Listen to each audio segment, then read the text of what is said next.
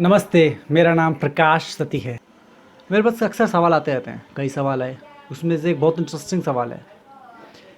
सवाल ऐसा पूछा गया कि श्री कृष्ण गीता में बोल रहे हैं कि मेरी भक्ति करो और इस तरह तुम मुक्ति को प्राप्त होंगे, इस तरह तुम मुक्ति को प्राप्त होंगे और मेरे लोक में आओगे, जन्म मृत्यु से परे।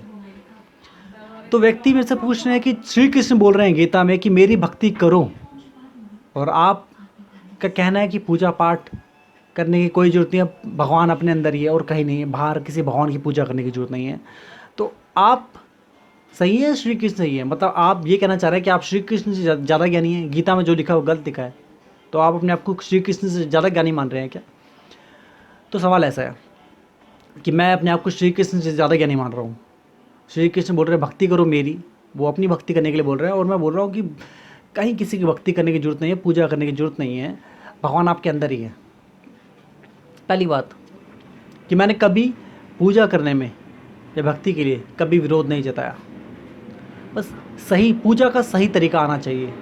मैं बता चुका हूँ अपने पिछले वीडियोस में कि पूजा का सही तरीका क्या है, मूर्ति पूजा का क्या महत्व है, उसका विज्ञान बता चुका हूँ।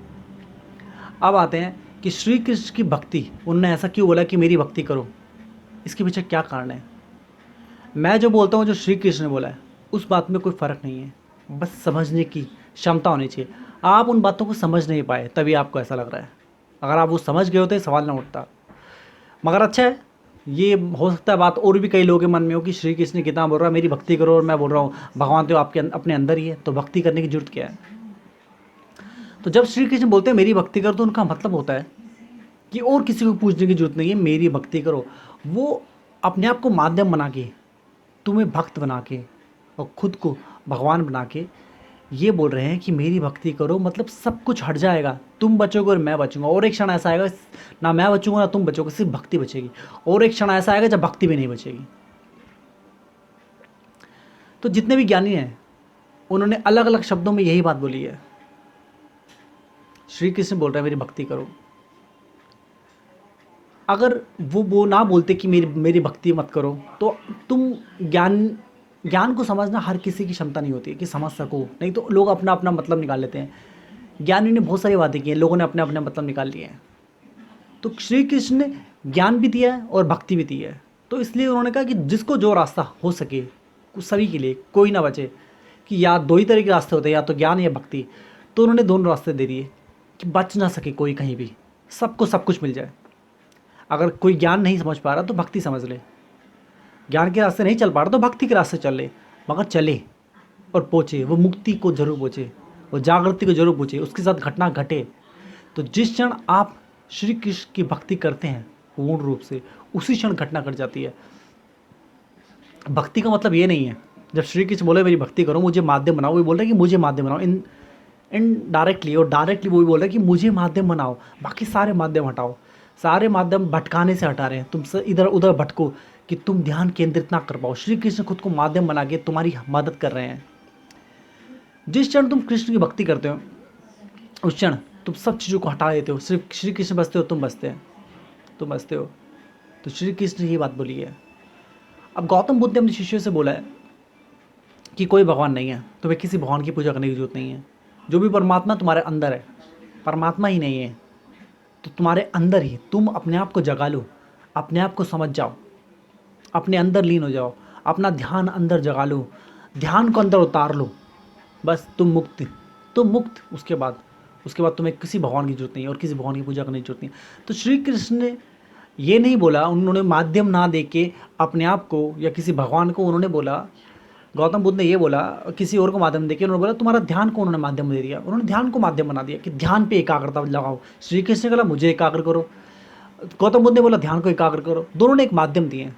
ऐसे ही गुरु नानक ने बोला है एक ओंकार सतनाम, तो उन्होंने बोला है कि एक ही है, सब तेरा है, मेरा कुछ नहीं है। मतलब मैं भी तू हूँ, मैं और तुझ में कुछ फ़र्क नहीं है, तेरा ही तेरा, मैं भी तेरा, ये भी तेरा, वो भी तेरा, सब कुछ तेरा, जो भी है वो तेरा है, मेरा कुछ नहीं है इसमें।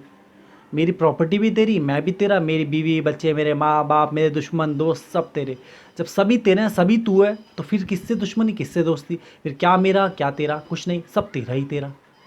तो उन्होंने माध्यम बना दिया उसको, बिना नाम लिए, एक ओंकार सतनाम, ये जो सूत्र दिया गुरु नानक ने, तो उन्होंने उसको माध्यम बना दिया, एक ओंकार को, सब तेरा, सब वहीं लीन कर दो अपने आप को, वहीं के वहीं लीन कर दो।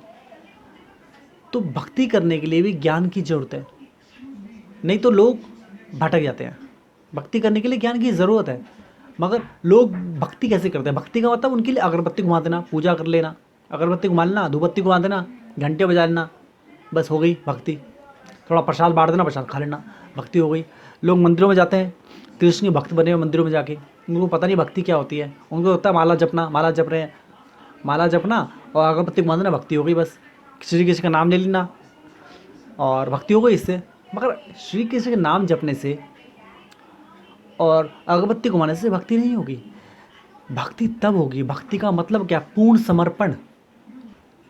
जब व्यक्ति पूर्ण समर्पित होता है तो उसी क्षण घटना घट जाती है, उसी क्षण उसको मुक्ति मिल जाती है। जब श्री कृष्ण बोल रहे मुझे मुझे पूजो, मुझे मेरी भक्ति करो, तो पूर्ण समर्पण की बात कर रहे हो। मेरी तरफ समर्पित हो जाओ, वो सब कुछ भूल जाओ, सभी देवी देवताओं को भूल जाओ, सभी ज्ञान को अज्ञान को, सब कुछ, माँ बाप दोस्त यार ये वो सबको भूल जाओ। मैं ही तुम्हारा दोस्त हूँ, मैं ही तुम्हारे माँ हूँ, मैं ही तुम्हारे पिता हूँ, मैं ही तुम्हारी फैमिली, मैं ही तुम्हारा दोस्त, मैं ही तुम्हारा दुश्मन। मेरी तरफ पूर्ण रूप से समर्पित हो जाओ, पूर्ण रूप से, अधूरा नहीं, पूर्ण रूप से समर्पित हो जाओ। जिस क्षण तुम पूर्ण रूप से समर्पित होंगे उसी क्षण घटना घट जाएगी, क्योंकि भक्ति तभी होती है समर्पण में। तो जिस क्षण तुम पूर्ण रूप से समर्पित होते हो और तभी भक्त बन पाते हो, तभी भक्ति हो पाती है। मीरा बन जाओ, उसी क्षण मीरा बन जाओ। तो जैसे ही तुमने पूर्ण रूप से समर्पित हुए उसी क्षण घटना घट जाएगी, फिर कुछ नहीं बचा, फिर सिर्फ एक ही रास्ता है वो मुक्ति का। फिर मुक्ति है और कोई रास्ता नहीं है।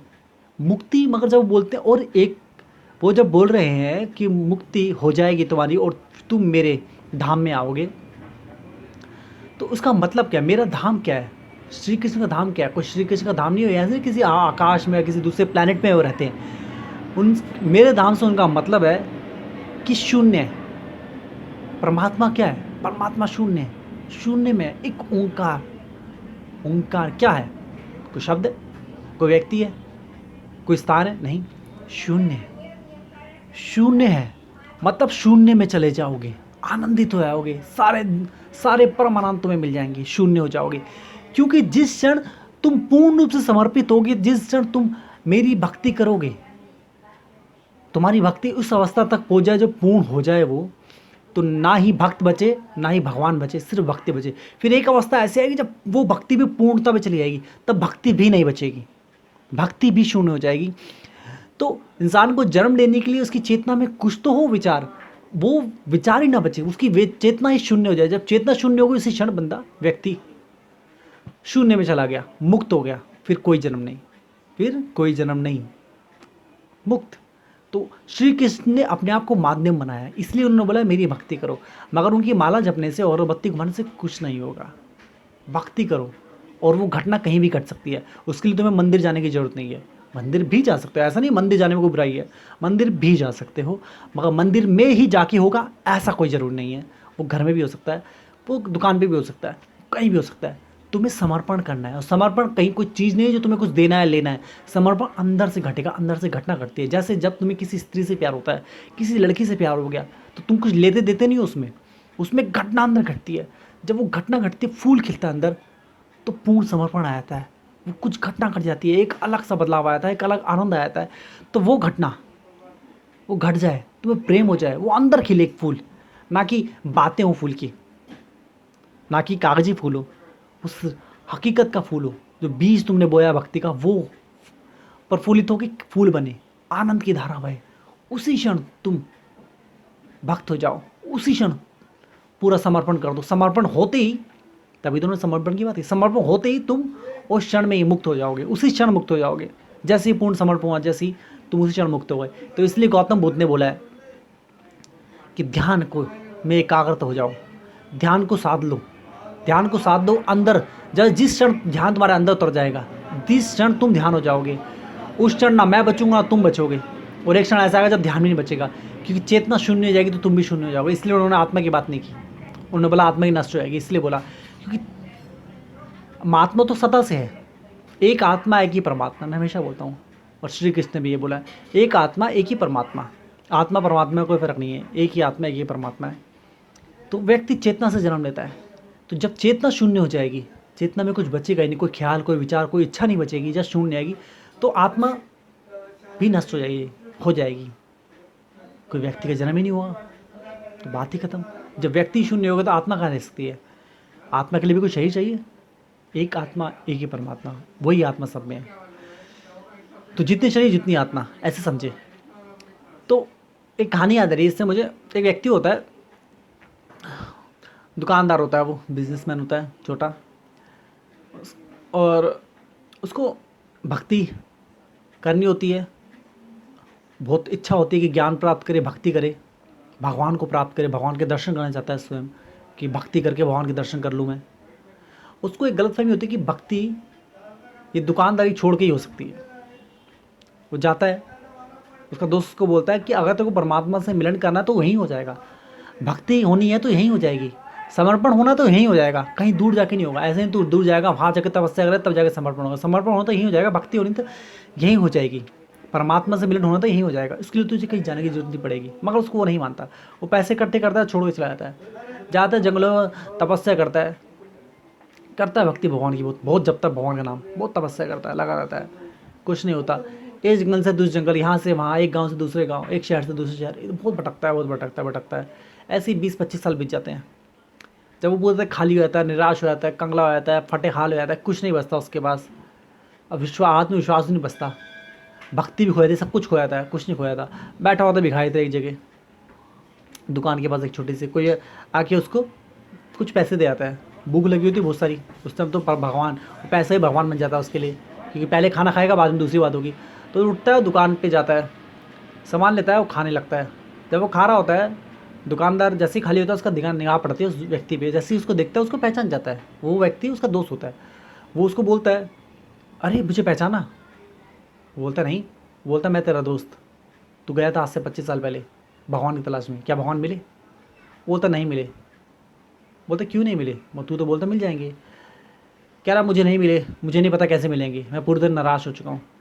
तो उसका दोस्त बोलता है मैंने तेरे को बोला था, अगर भगवान मिलने हैं, अगर परमात्मा से मिलन होना है, अगर तुझे भक्ति करनी है, अगर तुझे समर्पण होना है, समर्पित होना है, तो यहीं कहीं हो जा। समर्पित होने के लिए तुझे कहीं जाने की जरूरत नहीं है, कोई परमात्मा कहीं और नहीं बैठा, परमात्मा हर जगह है। वो बोलता हाँ हर जगह है। वो बोलता परमात्मा सब जगह है? बोलता हाँ बिल्कुल सब जगह है। तो बोलता अगर तेरे को परमात्मा से मिलन करना है तो मैं परमात्मा हूँ। वो बोलता ऐसे कैसे? कह रहा मुझे तो नहीं दिख रहा। वो कह रहा इसलिए नहीं दिख रहा क्योंकि तूने समर्पण नहीं किया। वो तो समर्पण नहीं किया। बोलता हाँ। कह रहा जिस क्षण तू समर्पण कर देगा, पूर्ण समर्पण कर देगा, उसी क्षण तुझे परमात्मा दिख जाएगा, उसी क्षण तुझे मुझे मेरा असली रूप दिख जाएगा। तो वो व्यक्ति बोलता है अब तो कुछ बचा नहीं। वो व्यक्ति ऐसा हो गया होता है, ऐसी हालत हो गई होती है 20-25 साल में कि उसको कोई बोलता कूद जाए तो परमात्मा मिल जाए, वो कूद भी जाता उस क्षण, क्योंकि उसकी लाइफ उसके लिए व्यर्थ हो गई होती है, उसको लाइफ से कोई लेन देन नहीं होता, व्यर्थ। वो बोलता समर्पण, वो उसी क्षण समर्पित हो जाता है, वहीं का वहीं। वो बोलता प्रभु तुम ही हो, मैं अपने आप को पूर्ण रूप से समर्पित करता हूँ। और जैसे ही वो झुकता है और आंखें बंद करता है और जब वो उठता है तो उसको उसमें परमात्मा दिख जाते हैं और वो हिल जाता है। बोलते प्रभु तुम हमेशा से यहीं थे, मैं तुम्हें पहचान नहीं सका। तो जैसे ही मुंह घुमाता है वो दूसरी जगह देखता है, उसको वहाँ भी परमात्मा दिख जाता है। जहाँ भी घुमाता है उसको कुत्ते में भी परमात्मा दिखते हैं, उसको ग्राहकों में परमात्मा दिखते हैं, हर जगह परमात्मा दिखते हैं, उसको पेड़ पौधे में परमात्मा दिखते हैं। तो उसको समझ आता है कि परमात्मा समर्पण में है, वो तो हर जगह है, बस मेरी क्षमता नहीं है। तो भक्ति करने के लिए भी ज्ञान की जरूरत है, थोड़ा ही ज्ञान की। अज्ञानी व्यक्ति भक्ति भी नहीं कर सकता, भक्ति को समझने के लिए भी ज्ञान की जरूरत है। अगर कोई अज्ञानी व्यक्ति आपको भक्ति में लगा रहा है तो वो भी बेवकूफ़ी कर रहा है। तुम कुछ नहीं पाओगे, अज्ञानता पाओगे, कुछ नहीं, कहीं कोई मुक्ति नहीं होगी तुम्हारी अज्ञानता के अलावा। तो जब श्री कृष्ण बोल रहे हैं मेरी भक्ति करो, तो वो अपने आप को माध्यम बना रहे हैं। वो ये नहीं बोल रहे कि मेरा नाम जपते रहो जिंदगी भर और तुम्हारा उद्धार हो जाएगा, वो प्रसाद बांटते रहो, प्रसाद खाते रहो, अगरबत्ती घुमाते नहीं। बोल रहे मुझे माध्यम बना लो, मुझ में लीन हो जाओ, मैं ही तुम्हारा ध्यान बन जाऊँ, मैं ही तुम्हारी पूजा बन जाऊँ, मैं ही सब कुछ बन जाऊँ। वो 10 भगवान का नाम नहीं ले रहे कि लोग कन्फ्यूज है, इसकी पूजा करो, उसकी पूजा करो, उसकी पूजा करो। बोल रहे मेरी भक्ति करो, इसी से तुम मुक्त हो जाओगे। तो जिस क्षण तुम पूर्ण रूप से समर्पित हो जाओगे, पूर्ण रूप से, जब कुछ नहीं बचेगा, जहाँ पूर्ण रूप से समर्पण आया, जहाँ भक्ति घटी पूर्ण रूप से वहीं मुक्ति हो गई। बस इतनी सी बात है और कुछ नहीं। तो आज के लिए इतना। आपको वीडियोस देखना कुंडली जागृति के ऊपर, उसका डिस्क्रिप्शन में लिंक दे रखा है मैंने। राम नाम सत्य है, एलियन से हम क्यों नहीं मिल पाए, संन्यास के बारे में, भगवान के बारे में,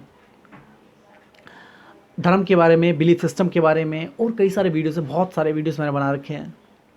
ध्यान के ऊपर है, ध्यान की विधि, मस्तिष्क की क्षमता को कैसे बढ़ाएं, और बहुत सारे वीडियोस हैं, जाए देखिए। सब मैंने डिस्क्रिप्शन में लिंक दे रखा है उनका। मेरी बुक है, बुक का नाम है futuristic version of Gita, the ultimate theory of fate. भाग्य की थ्योरी, जो भाग्य है उसकी थ्योरी दे रखी है। थ्योरी मतलब बता रखा है डिटेल में, इतना सटीक बता रखा है कि एक बार उसको समझ लिया, उस एग्जाम्पल्स को समझ लिया पढ़ के, तो आपकी लाइफ में पूरा बदलाव आएगा। वो घटना घट सकती है जिसके लिए आप तरस रहे हैं शायद। तो वो आप अमेज़ोन से आप ऑर्डर कर सकते हैं, बुक का नाम लिख के या मेरा नाम सर्च करके, या फिर गूगल प्ले स्टोर से आपके मोबाइल पे डाउनलोड कर सकते हैं, बुक सेक्शन में जाके। आपको अपडेट चाहिए वीडियो के लिए, उसके लिए आप सब्सक्राइब करें। आज के लिए इतना, नमस्ते।